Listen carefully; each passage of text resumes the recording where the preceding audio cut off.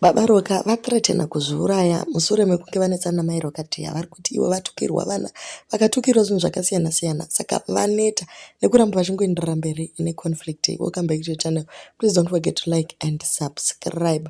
Babarokadhiya vanyora vakati, mukahwa kuti ndafa, torai foni yangu, password izita remwana wangu musikana wekupedzisira, followed negore raakaberekwa. Moenda mucloud mangu muchaona zvandiuraya nezvandafira nedzimwe mhinduro dzose dzamungada pamibvunzo yose yamuinayo.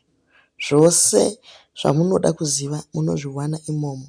Musakanganwa kuvhura machats 1 evanhu vandakabloka. Saka vanhu vashamisika kuti ko munhu anozonyora zvinhu zvakadai so, asi chii chaizvo chiri kuitika nababa ava.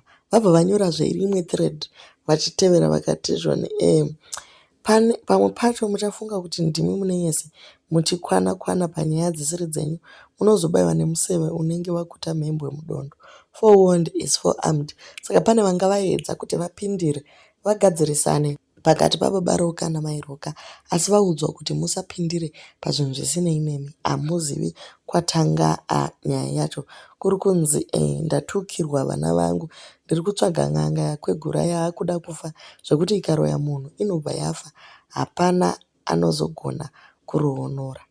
Vana vamuri kuti vanoda sapoti ndisazviurayi, ndivo vana vaunotukirwa kunzi iwe hauna vana. Vanhu havarombe nekuda, vanhu havatsvage n'anga nekuda, ukadadikwa chaizvo unoroya. Kuriko banga kwarakabva, mairokadhiya vakaramba murume, saka babarokadhiya vari kuti ivo havakwanise kurarama vasina bhebhi. Uye musikana ari kufara, ari kuisa maskits ake nemapicture ake achiratidza kuti ari satisfied nekuita single.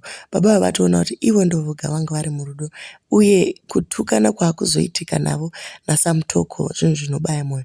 Asi kako kuzviuraya ndiyo mhinduro here?